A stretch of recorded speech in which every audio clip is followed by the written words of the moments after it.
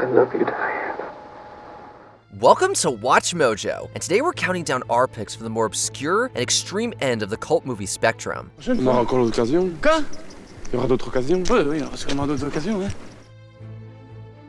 Number 10, Santa Sangre. The legacy of filmmaker Alejandro Jodorowsky is one that's firmly tethered to both controversy and artistic passion. With your hands and my body, we'll have an act that will be sensational. Santa Sangre was released years after Jodorowsky first made headlines with his midnight movie called Hits, El Topo, and The Holy Mountain. 1989 proved that this maestro had lost none of his boundary-pushing power, however, as evidenced by the film's visual aesthetic. You're about to witness the ultimate miracle. Santa Sangre is colorful and morbid, grotesque yet beautiful. Jodorowsky also peppers his film with subtextual references to trauma and psychological damage. You can't atone for your sins with nightmares. It all comes together to form an experience that may be occasionally difficult to watch, yet compels us to stare into its abyss all the same. What's happening to you? Nothing. It was just an hallucination.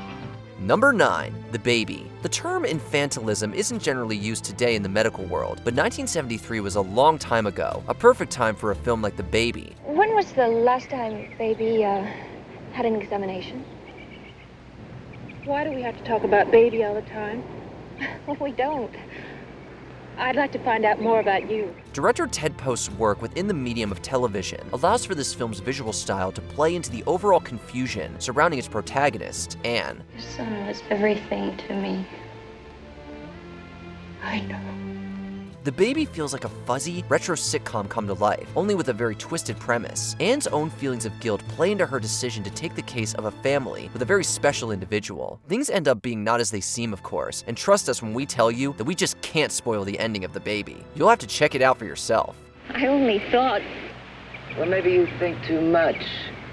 When it comes to Baby, I do all the things. Number 8, Possession. Much has been written about this cult psychological horror thriller from writer-director Andrzej Jodorowsky. If I threw myself at your feet and yelped, would you still walk over me? Yes! 1981's Possession is largely seen today by critics as something of a masterpiece, despite its brazen and disturbing special effects work.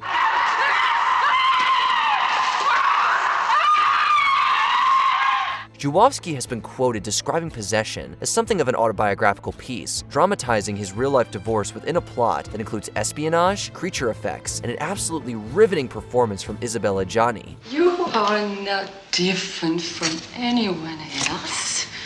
We are all the same, but in different words, with different bodies, different versions. The latter is truly the star of the show here, showing no restraint within scenes that honestly demand a lot of physicality and hysterics from the actor. Possession is truly one of a kind. I can't exist by myself because I'm afraid of myself, because I'm the maker of my own evil. Number 7, Tetsuo the Iron Man. It isn't every day that a movie could potentially be referred to as an all-out assault, but that's exactly what watching Tetsuo the Iron Man feels like, especially for the first time.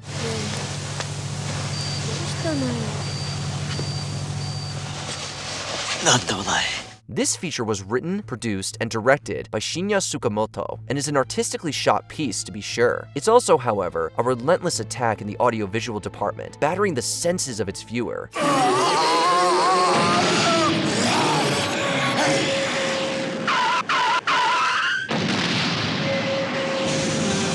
The gruesome special effects depict a man undergoing a violent physical metamorphosis into a machine. Meanwhile, the score from Chu Ishikawa echoes this body horror madness, scraping and scarring the audience with harsh walls of noise.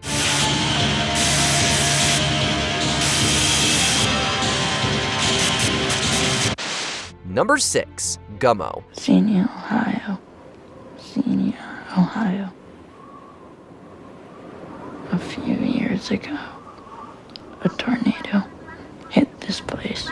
Many critics took major notice of 1995's Kids. That film featured a screenplay from Harmony Korine, and it was the success of Kids that allowed for him to helm his first feature, Gummo. The end results were predictably unique, perhaps to a fault. You chaired Wiggly?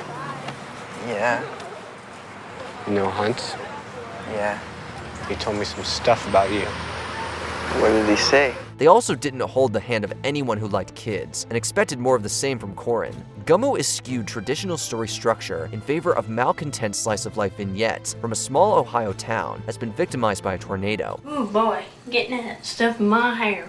Unforgettable images, such as the spaghetti in the bathtub scene or an accompanying soundtrack full of harsh black metal music, proved that Gummo was going to do whatever the hell it wanted, and it didn't care if you were along for the ride. Life is beautiful. Really it is. Full of beauty and illusions. Life is great. Without it, you'd be dead. Number 5.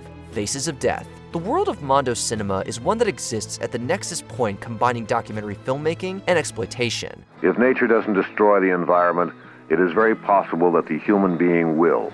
It's a genre that dates back to the 1960s, encompassing everything from travelogue films to the reality embodied by Faces of Death. This was a home video staple in the 1980s for horror-loving youth, thanks to its very simple premise. Lisa, how do you feel about the thought of going into the water with a potentially dangerous animal? Not me, no more. Faces of Death contains scenes of violence and death that are occasionally legitimate, usually ripped from newsreel footage. Much of it, however, is staged, but this takes little away from the shock value of its initial release. Some people will place themselves in precarious situations even when they're aware of the risk. Could this be caused by a latent death wish? There's also the cult fandom surrounding franchises like Faces of Death that ask real questions as to the complicity of enjoying such material in the privacy of our homes.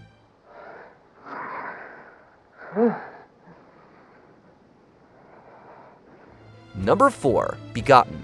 This is one of those cult films that's largely survived through reputation and word of mouth alone. Begotten is an uncategorizable cult film that largely exists within the horror space, thanks to the harrowing nature of its visuals.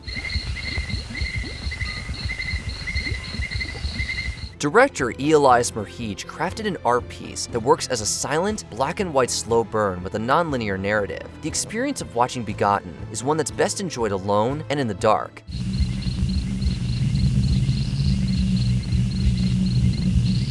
Meanwhile, the controversial Death of God sequence is one that seems to be permanently a part of the Begotten conversation amidst cult film circles. Well, that and the film's permanent fixture within the bootleg/gray market arena, since finding physical copies of Begotten has proved difficult for fans.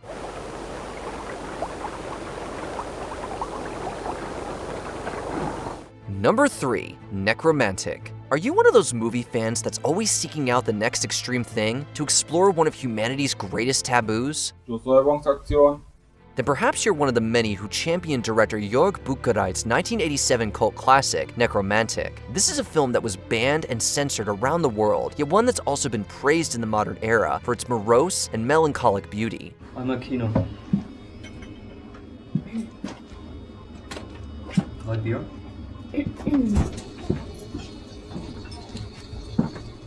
Päckchen Saftbeeren und Päckchen Erdnüsse. Nekromantik isn't only about loving the dead. Buchenwald's film also explores themes of social apathy, of internal anxiety, and our collective fear of dying and the unknown. Ja, den. Da? Meanwhile, the soundtrack to Nekromantik juxtaposes scenes of sex, death, and real animal violence to musical moods of unique and subtle darkness.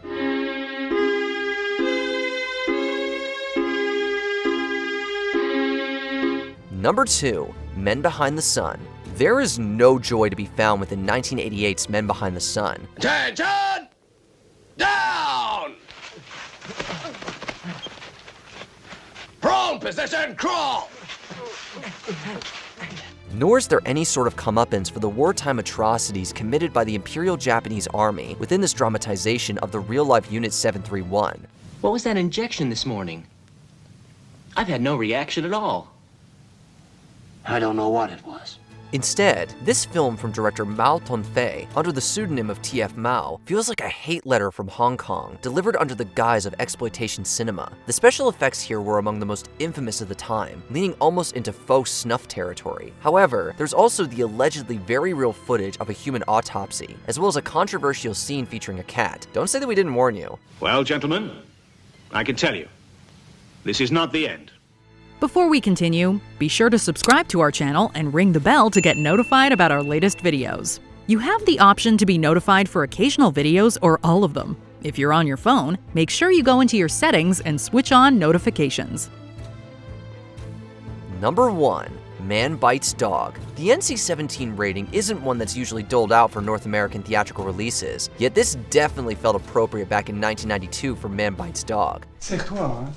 Servez-vous, hein. Il y en a pour moi, il y en a pour vous. Allez-y, je sais que vous avez des difficultés pour votre film, alors franchement, moi je partage, il n'y a pas de problème. Merci Ben. This Belgian film is a black comedy/mockumentary that asks its audience questions about violence, how we consume it as entertainment, and our places as accessories to its effects. T'as un zoom sur ta machine.